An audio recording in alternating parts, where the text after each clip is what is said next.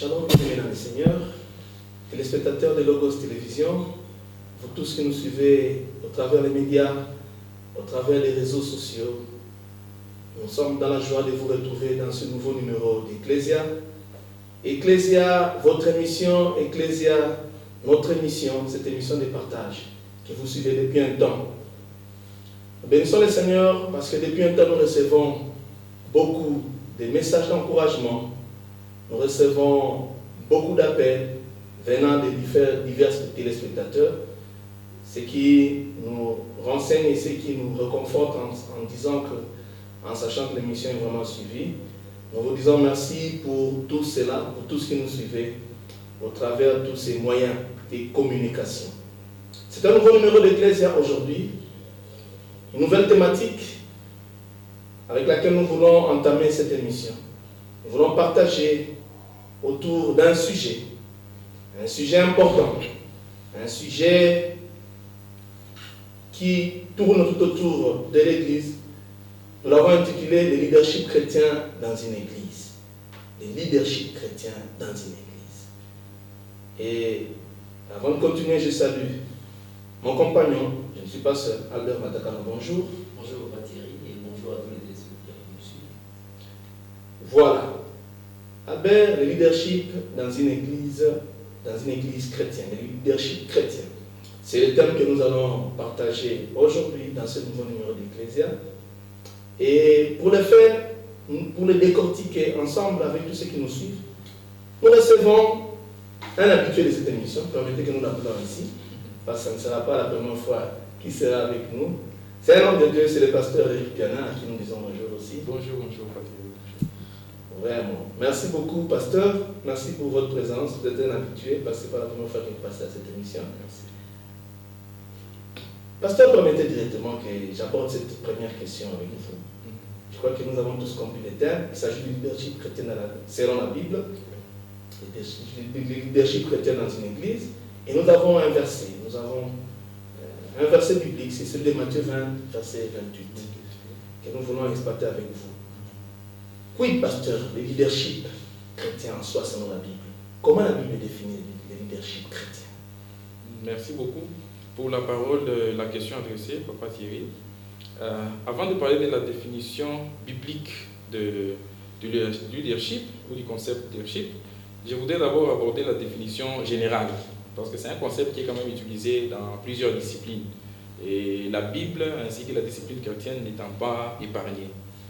Alors, dans le sens général, le concept leadership voudrait seulement dire l'autorité exercée par une personne sur un groupe de personnes qu'elle est en train de représenter. Ou alors la capacité qu'a un individu de conduire les autres, de les influencer, de les impacter dans l'objectif d'atteindre les objectifs. Alors, dans la pensée biblique, il y a deux concepts qui sont utilisés s'agissant du leadership. Les Grecs parlent de Nagid et les Hébreux parlent de Odégos. Dans les deux cas, c'est le fait d'être à la tête d'un groupe ou d'un peuple et de le conduire selon une vision bien déterminée. Là, c'est la pensée biblique sur le leadership.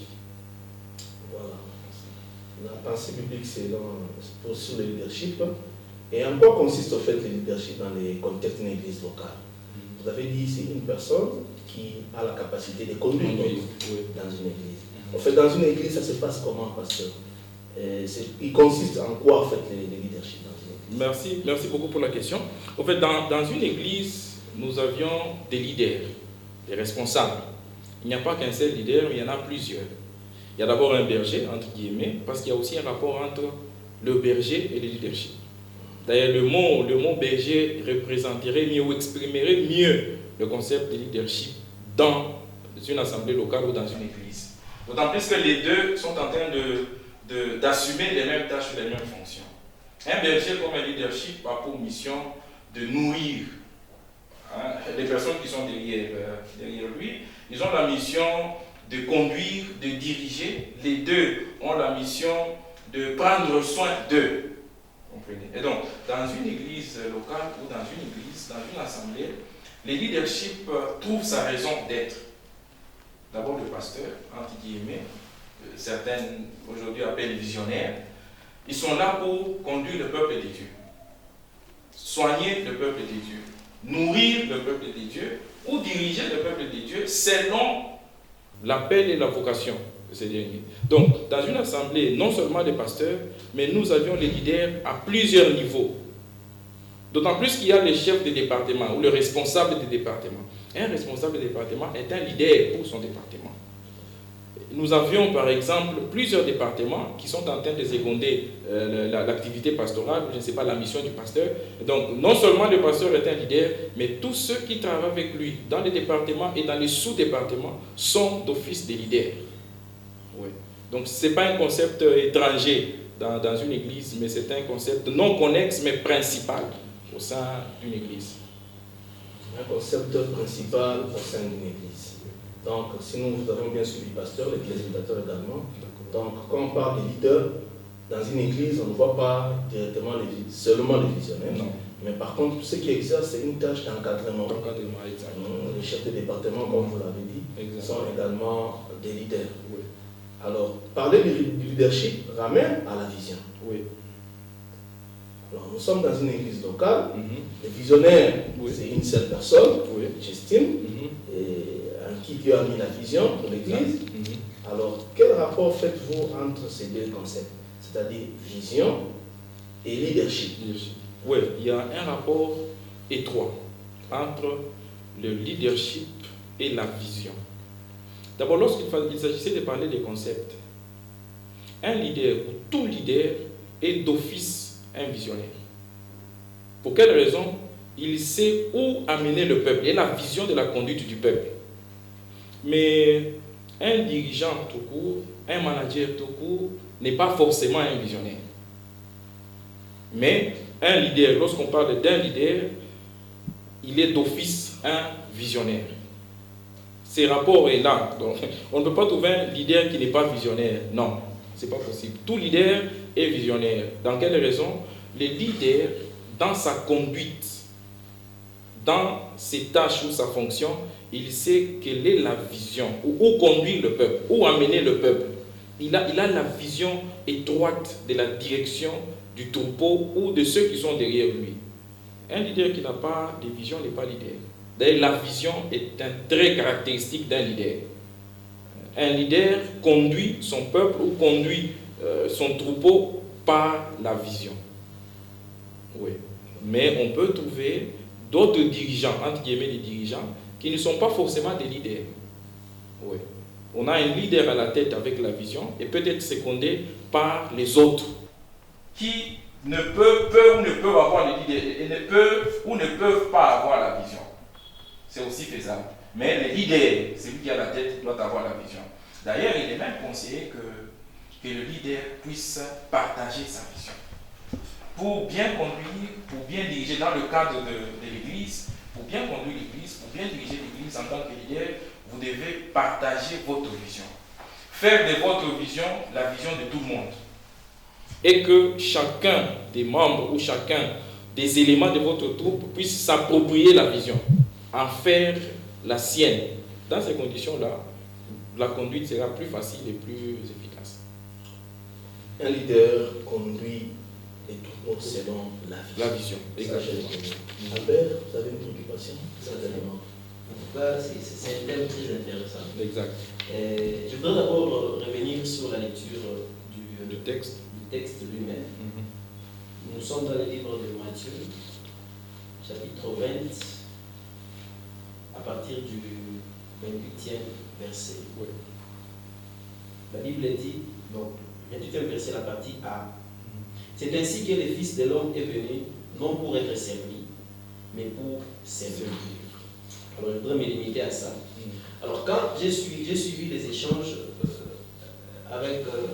j'ai compris que le leadership, comme Papa Thierry l'a dit tantôt, au concept de leadership, on peut parler du leadership sans pourtant parler de la vision.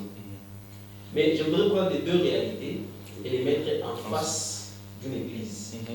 Alors, à la fois aussi solliciter votre lecture sur la lecture que vous pouvez faire sur l'église d'aujourd'hui par rapport au leadership, à la vision, mais aussi par rapport à la réalité de l'église d'aujourd'hui. Quelle lecture est-ce que vous pouvez en faire? Ok, merci beaucoup. Quelle est la lecture par rapport à la notion du leadership dans l'église d'aujourd'hui? Bien sûr, on parlait de l'église d'aujourd'hui, on va faire appel à l'église d'hier et même l'église d'après aujourd'hui.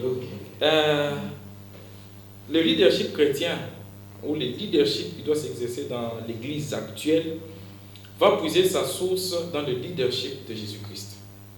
Donc sa source, son potentiel est dans le leadership de Jésus-Christ. Alors sur quoi repose le leadership de Jésus-Christ?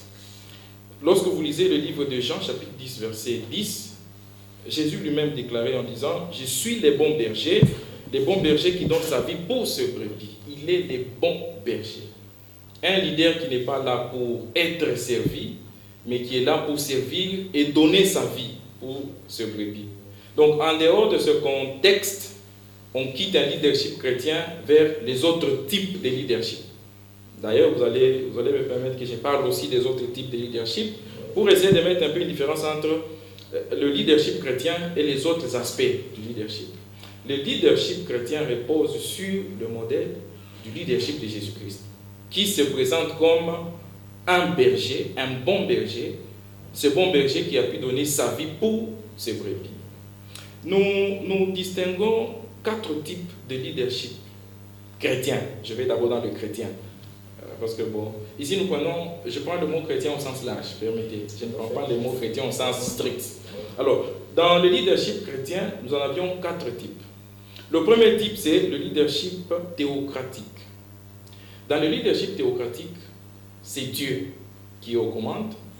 Le seul chef, c'est Christ, et les autres sont des serviteurs. Donc, nous avions les leaders, c'est Dieu, et Christ qui est le chef, et les autres sont les serviteurs. Ici, j'insiste sur la 3e place. Tous sont serviteurs. Il n'y a pas quelqu'un qui est au-dessus de l'autre.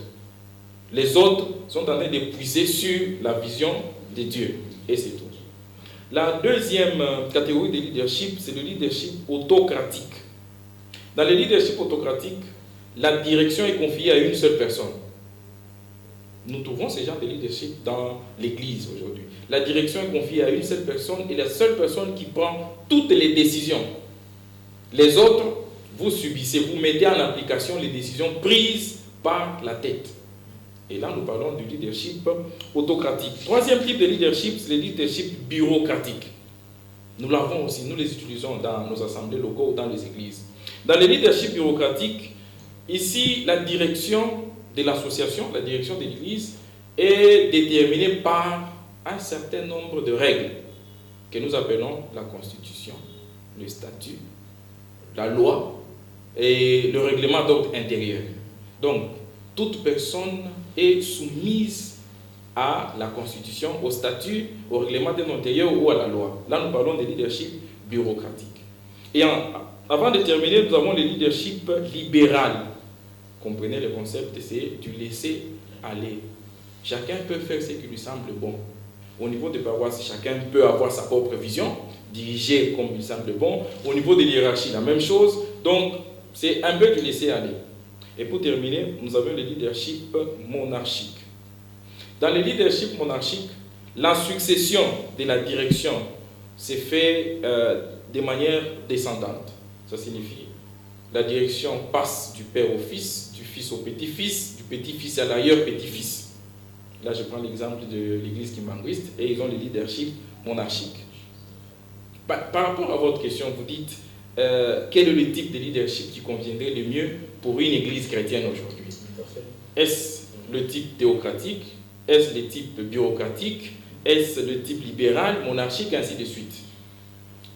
J'ai pensé à un leadership mixte qui conviendrait le mieux à l'église d'aujourd'hui et même d'après aujourd'hui. Et ce leadership mixte, je l'appelle le leadership théo-bureaucratique. Pour quelle raison? Il y a Dieu qui est le top, le Christ est le chef. Les autres serviteurs ne se conduisent pas de n'importe quelle manière. Ils se conduisent en fonction d'une constitution établie, d'un statut, de loi et de leur règlement d'ordre intérieur. Ici, c'est faire appel seulement à la discipline et à l'ordre dans l'exercice de son ministère. Donc, à la lecture de ces trois types de leadership, j'ai aimé parler du leadership mixte qui comprend les théocratiques et les bureaucratiques. Je pense que ces types de leadership conviendraient mieux à la gestion d'une église. Bon, pour un peu renchérir par rapport à ça, il y a une idée qui me vient à l'esprit. Quand j'ai lu, il y a un auteur d'un grand renom en matière de leadership chrétien, John C. Maxwell, l'américain. Quand j'ai lu son livre sur le leadership à 360 degrés, il élabore le processus, il donne un certain nombre d'étapes par lesquelles, en fait, à partir de ces étapes-là, certaines personnes, certains leaders peuvent se retrouver à l'une ou à l'autre étape. Il parle de la position. La position peut donner aussi un niveau peut aider quelqu'un à être leader. Il y a convaincre, il y a tout ça. Mais quand vous prenez les types mixtes de leadership, vous ne trouvez pas qu'à un moment, je ne sais pas, d'un côté, il y a les types de leadership théocratique. C'est bien, c'est une assemblée chrétienne. C'est Dieu qui dirige les affaires. Mais de l'autre côté, il y a bureaucratique. Mais ceux qui légifèrent, ces statuts-là, sont toujours, on dirait qu'il y a un facteur de la position qui revient, parce que c'est ça qui doit donner à un pouvoir, un groupe de gens pour légiférer cette constitution ou cet ensemble de règlements intérieurs. Voyez-vous pas qu'à un moment on privilégie les uns par rapport aux autres? Non, je ne vois pas tellement la question sous cet angle-là. Dans le leadership théocratique, c'est vrai, nous parlons d'une église chrétienne. Et s'agissant d'une église chrétienne, Christ est le concept clé. Cette église est christocentrique. Christ est au centre. Et la vision est donnée et dictée par lui. Voyez-vous, là on est dans le théocratique. Mais maintenant, dans le bureaucratique, nous avions un outil de base qui gère, qui légifère, qui gère et qui coordonne les activités, c'est la parole de Dieu. C'est la parole de Dieu qui est au centre dans cette gestion. Même la Constitution. Alors, c'est là que je voudrais insister.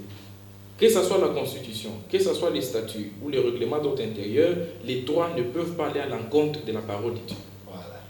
Dans ces conditions-là, il n'y a pas de danger. Mais si les trois aspects vont à l'encontre de la parole de Dieu, là, le danger est permanent. Mais aussi, parce qu'il y a un type de leadership, il y a aussi un type de leader. Il y a aussi un type de leader. Toujours des leaders chrétiens que nous avons aujourd'hui dans notre façon de travailler.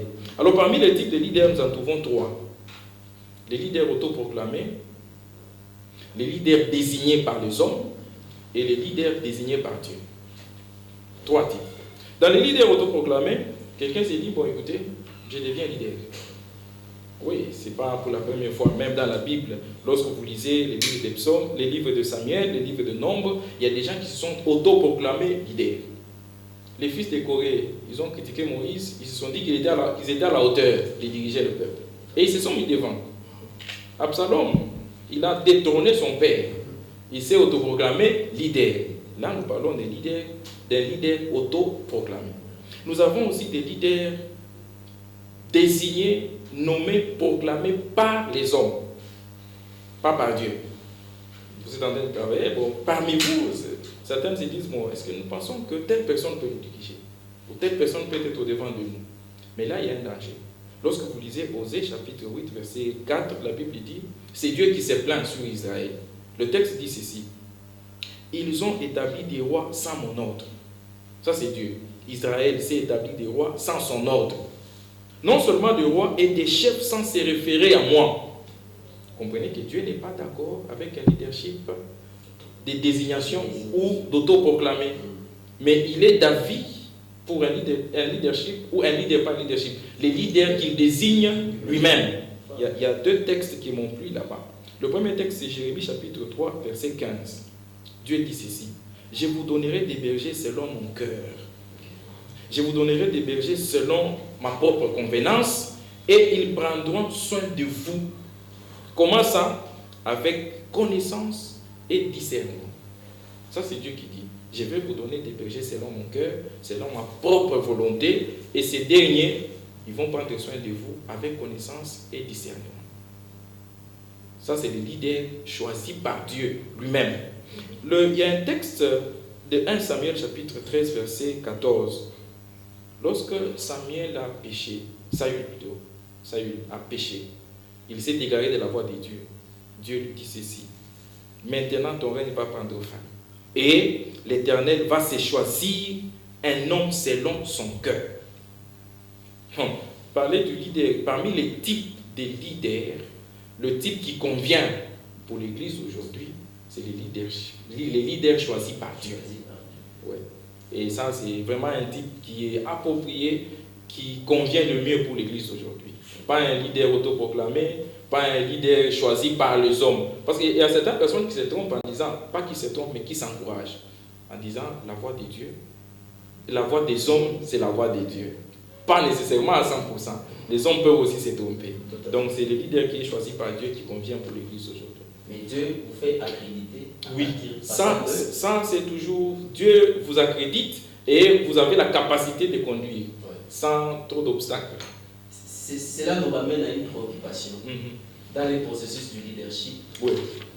En fait, les leaderships, on est avec, on les développe, ou bien on les hérite. C'est vrai, c'est Dieu qui appelle, mais revenez un peu sur ça. À quel moment est-ce que l'individu ou les responsables peuvent se dire, voilà, je suis leader aujourd'hui, parce que soit je suis né avec, ou bien Dieu m'a appelé comme ça, ou c'est quelque chose que j'ai acquis comme ça. Très bien. Je pense que c'est l'émission de la fois passée où nous avions parlé de la formation. Voilà.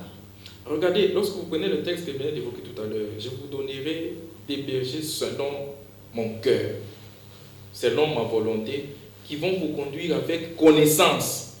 C'est pas pour rien qu'on fait appel à l'aspect connaissance. Le leadership n'est pas à 100% un phénomène inné. Mais je reconnais quand même qu'il y a des gens qui sont nés avec un atout.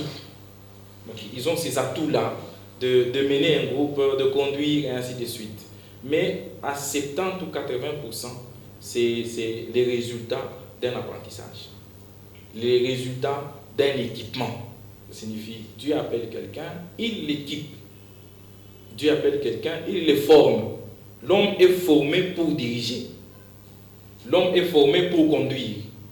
L'homme est formé pour mener les autres à un objectif bien défini. Donc c'est dire que je suis un leader et je suis né leader. Je ne vois pas quelqu'un, que ce soit dans les Saintes Écritures, que ce soit dans la vie active, qui est né un très bon leader. Non. Il y a une leçon, un apprentissage approprié qu'on doit mettre à la disposition de quelqu'un pour qu'il soit un bon leader. Sinon, il sera un mauvais leader. Moïse, il est né, il a grandi dans une famille royale, il a appris, il a étudié, il a été appelé par Dieu, mais à un certain moment, il a eu des difficultés. Il fallait qu'il y ait des gens à ses côtés pour l'apprendre à conduire, pour l'apprendre à diriger. Et c'est là que son beau-père est intervenu. Pour dire, tu vas te tuer. Tu ne sauras pas gérer tout ce monde ici. Mais tu es un chef de 10, un chef de 100, un chef de 1000. Comprenez qu'en tant que leader, il n'avait pas tout ce qu'il y avait comme atout. Il fallait des gens à ses côtés pour essayer de le guider. C'est là que même la fois passée, on a parlé du coaching. Donc il faut un coach, il faut quelqu'un pour vous aider à devenir un bon leader. Wow, c'est très intéressant. Vraiment, chers téléspectateurs, tous ceux qui nous suivez, vous vous rendez compte que c'est vraiment un thème important et très important. Et intéressant. En fait, pasteur, je reviens un peu à vous. la gestion de nos églises chrétiennes pose problème pour la majorité d'entre elles. Alors, un bon leader, c'est quelqu'un qui doit observer exactement quoi comme principe. Merci. Je pense qu'il y a un certain nombre de principes qu'un leader doit observer. D'abord, dans sa tête, c'est le texte de base. Il n'est pas là pour être servi, il est là pour servir. J'ai vraiment aimé la version de Matthieu, de Luc. Luc présente des concepts très simples. Dans le livre de Luc, le même verset dans le livre de Luc dit ceci: il y a eu des rivalités entre les disciples autour de qui doit être grand, qui doit être petit, qui doit succéder, qui doit être au devant des autres. Écoutez ce que Jésus a dit. Il a dit, écoutez, les rois des nations dominent sur leur peuple. Et quand ils dominent sur leur peuple, ils exercent le pouvoir sur leur peuple, on les appelle des bienfaiteurs. Mais quand il se retourne vers ses disciples, il dit que cela ne soit pas votre cas. Avant de parler de je ne suis pas venu pour être servi, je suis venu pour servir, mais il fait d'abord attention à ses disciples. Il dit que cela ne soit pas votre cas. Ne soyez pas comme eux. Et à la fin, il dit, moi, je suis au milieu de vous, comme celui qui sert. Je ne suis pas au milieu de vous comme celui qui doit être servi. Si cette notion échappe aux leaders chrétiens, toute la suite tombe. Regardez très bien les 70% des leaders chrétiens d'aujourd'hui. Ce n'est pas un jugement que je suis en train de mettre, mais une observation. Se retrouvent parmi les leaders qui demandent des services, qui sont servis, et non pas ceux qui servent. Quand il est quelque part, on doit mobiliser toute une équipe pour lui. Il y a celui qui doit prendre la Bible, il y a celui qui doit prendre la mallette, il y a celui qui doit prendre les clés de contact, il y a celui qui doit amener de l'eau. Donc vous sentez que entre le rapport servir et être servi, vous sentez que là, il y a d'emblée, ça se voit à ciel ouvert. Oui, mais il y a un certain nombre de facteurs, il y a un certain nombre de critères qu'un leader doit réunir afin de répondre à la vision de Christ, laquelle demande au leader de servir et non de se faire servir. Premièrement, c'est rester dans l'humilité. Un leader scientifique ne peut pas être humble, ça ne fait pas partie de ses caractères. Un leader scientifique doit être hautain, doit être à la hauteur, il doit être remarqué, il doit être élevé. Mais le leader chrétien doit être humble. Il y a un texte biblique qui en parle. Quand vous lisez Philippiens chapitre 2, d'ailleurs du 5e jusqu'au 11e verset, la Bible dit « Ayez en vous les sentiments qui étaient en Jésus-Christ, existant en forme de Dieu, n'a point égaré son propre Fils. » Christ lui-même, il s'est rabaissé. À l'entrée, dans son entrée, dans ce monde, il dit « Tu n'as voulu ni sacrifice, tu n'as voulu ni offrande. » Pour le péché de l'homme, pour le péché de l'humanité. Mais ce que tu as voulu, c'est faire de moi un corps. Abandonner tout ce qu'il était comme Dieu, mais faire de lui un corps. Regardez, les disciples, lorsqu'ils étaient en train de se battre pour dire qui est chef, qui n'est pas chef, au milieu d'eux, il y avait un Dieu qui ne pouvait jamais habiter au milieu d'eux, mais qui s'est rabaissé pour habiter au milieu d'eux. Mais ils cherchent encore qui est chef, qui n'est pas chef. Donc, ici, je voudrais faire appel à un leader humble, qui marche dans l'humilité, qui est humble dans sa façon d'agir. Il n'est pas, et même quand on le trouve, on se dit, mais qui est à la tête, qui n'est pas à la tête, qui est responsable et qui n'est pas responsable. On sent qu'il est comme tout le monde. Il vit comme tout le monde, il marche comme tout le monde, mais c'est un leader. Il conduit le peuple. Deuxième facteur, ou deuxième élément caractéristique d'un leader est celui qui fait la volonté de celui qui l'a appelé, pas sa propre volonté. Parce qu'on a dit que les leaders, la notion de leader est suivie de la notion de la vision. Un trait caractéristique du leadership, c'est la vision.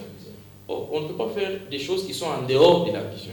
Or, celui qui pourvoit, celui qui donne la vision, c'est Dieu. Donc, on ne peut que faire la volonté de Dieu. Quand on fait ce qui n'est pas conforme à la volonté de Dieu, on cesse d'être un bon leader. Et on perd la caractéristique d'un leader chrétien. Le troisième, il y a un texte qui parle d'ailleurs de ce sujet-là, c'est Jean chapitre 4, verset 34. Le troisième trait caractéristique ou troisième facteur pour devenir ou être un bon leader, c'est être le serviteur de tous. On est au service de tout le monde, pas d'une catégorie des personnes, même de la brebis perdue. On est au service même de la brebis perdue. Ça signifie qu'on est au service même de la plus faible, la plus basse des personnes possibles. Lorsque vous lisez Marc chapitre 4, du verset 23 au verset 35, il y a un élément qui est très intéressant. Vers la fin, il dit « Il sera le dernier de tous et le serviteur de tous. » Qui? Le chef, le responsable, doit être le dernier de tous et le serviteur de tous. C'est plus facile à raconter, c'est plus facile à expliquer, mais vivre, c'est très difficile, il faut être appelé pour ça. Le quatrième trait, savoir remettre toutes choses dans les mains de celui qui t'a appelé. Aujourd'hui, d'ailleurs ça c'est entre parenthèses, les leaders actuels souffrent. Ils ont des maladies de tension, des hypertensions, des hypotensions. Pour quelles raisons? Ils pensent que le problème de l'Église, c'est leur problème et ça doit se mettre sous leur tête. Non. Vous n'êtes qu'un guide, vous n'êtes qu'un quelqu'un qui doit mener. Donc remettez le problème sur la tête ou sur la personne qui vous a appelé. Un moment quand vous êtes bloqué, un moment quand vous êtes limité, ça ne sert à rien de vous casser la tête. Faites appel à celui qui vous a choisi, faites appel à celui qui vous a donné la mission. Et d'ailleurs, même dans notre façon de travailler, dans notre administration, nous le faisons. Vous avez une tâche particulière dans votre service. Quand vous sentez qu'il y a des problèmes qui vous dépassent, vous ne vous cassez pas. Vous remontez vers votre hiérarchie pour chercher des solutions. C'est la même chose. Un bon leader doit savoir qu'à un certain niveau, il doit se rabattre sur. L'apôtre Paul va travailler pendant beaucoup de temps. Presque 12-14 ans. Et il dit ceci. Il est important pour nous d'aller vers les hommes les plus considérés. Et il les appelle les hommes les plus considérés. C'est entre guillemets ceux qui étaient devant lui. Il faut que j'aille chez eux. Pour quelle raison? Leur exposer comment est-ce que je suis en train de travailler. Afin de ne pas mal travailler et croire que je suis en train de faire bien le travail. Donc, il comprend qu'après tout ce que je viens de faire, il faut faire rapport. Il faut me rabattre sur. Un leader ne peut pas se dire c'est lui ou rien. Non. Pas lui ou rien, à moins que ce soit ta propre vision. Si la vision venait de quelque part, il faut toujours se rapporter vers l'initiateur de la vision. Le leader doit répondre aux besoins des autres, pas d'abord à ses propres besoins. Aujourd'hui, vous trouvez qu'il y a des leaders qui, d'abord leurs besoins, les besoins des autres vont suivre après. Ça, c'est dans l'administration intellectuelle. D'abord ceux qui sont humains, d'abord ceux qui sont à la tête, et là, les autres qui sont dans le plus bas niveau, après. Non. Un leader chrétien, il doit d'abord répondre aux besoins des autres, avant de voir ses propres besoins. Et enfin, le leader chrétien doit savoir partager son autorité. Ça, c'est très capital. Sinon, il se retrouve dans le leadership dictatorial, dans le leadership autocratique.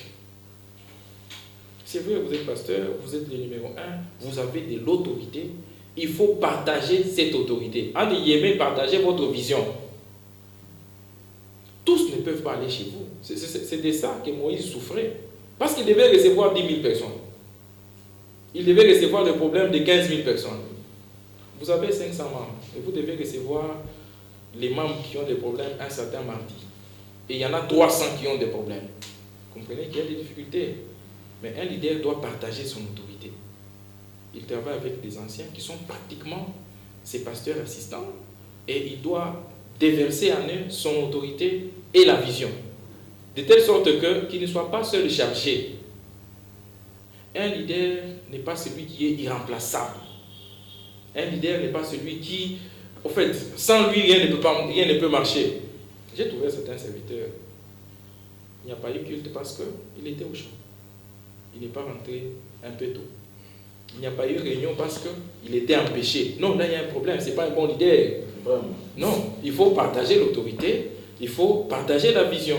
Donc, vous êtes là ou vous n'êtes pas là, les choses doivent marcher correctement.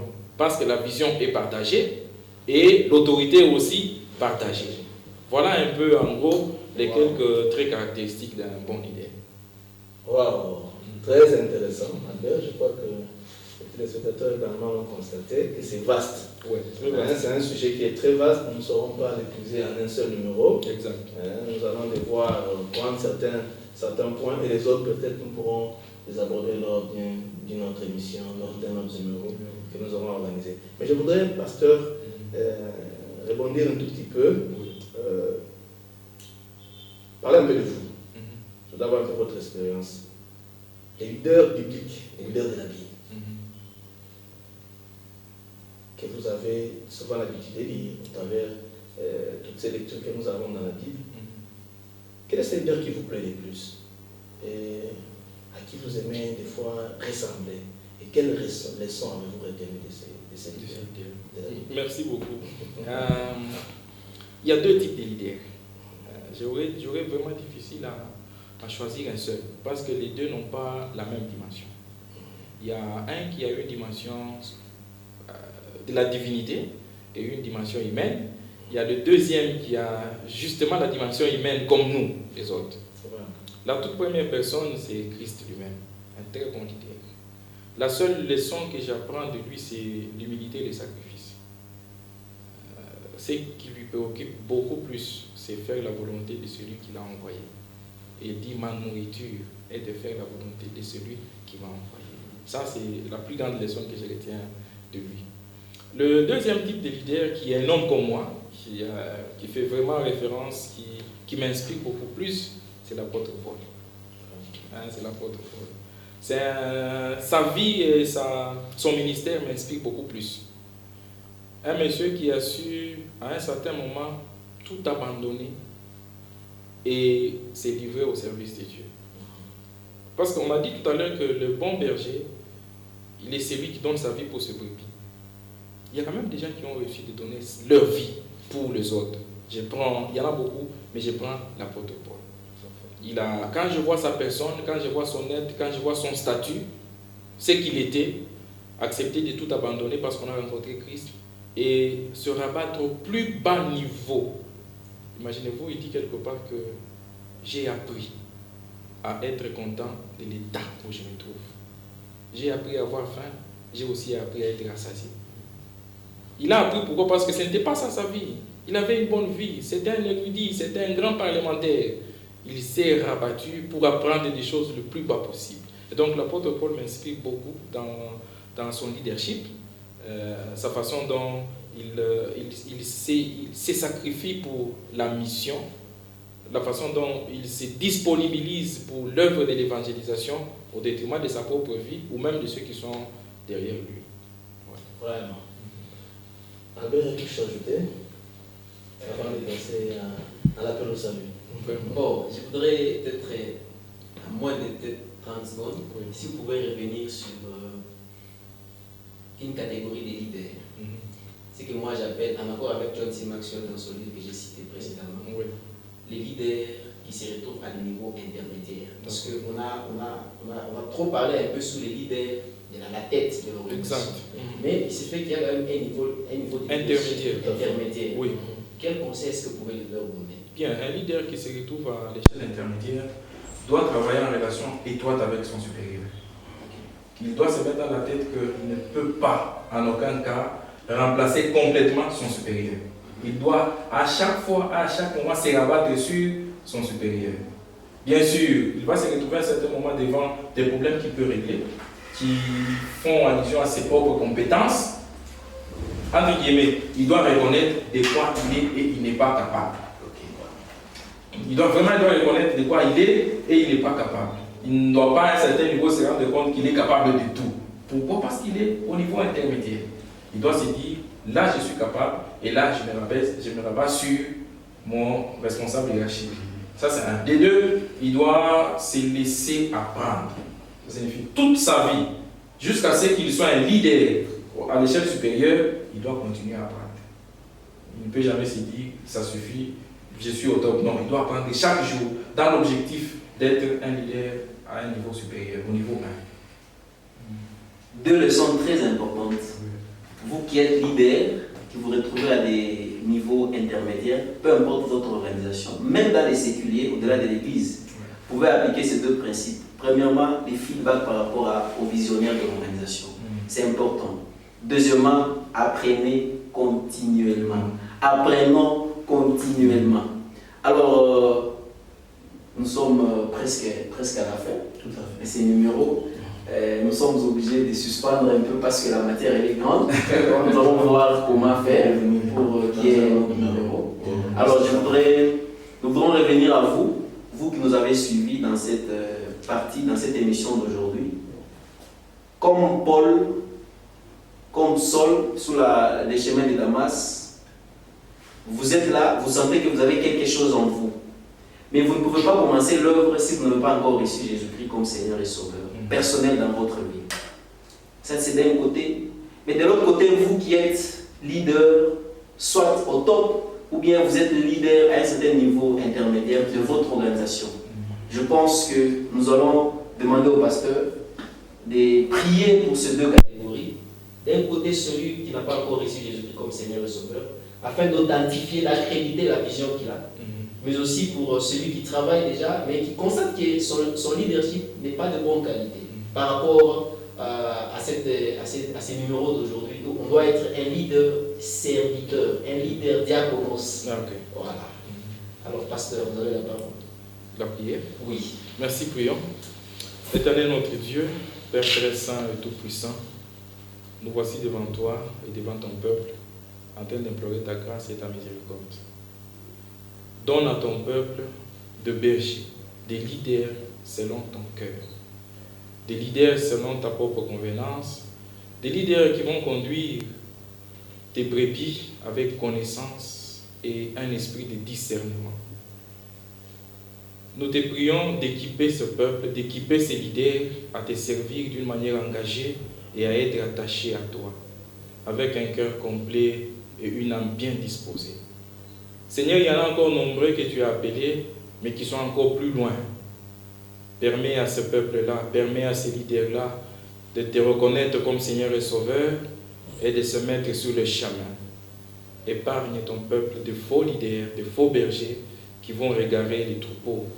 Sois là comme maître, sois là comme visionnaire, sois là comme celui qui est au-dessus de tout. Éternel notre Seigneur, Yahweh notre roi, nous remettons ce peuple entre tes saintes mains et voulons que tu puisses tous ensemble nous guider, nous conduire et prendre soin de nous. Nous te prions ainsi au nom de Jésus-Christ. Amen.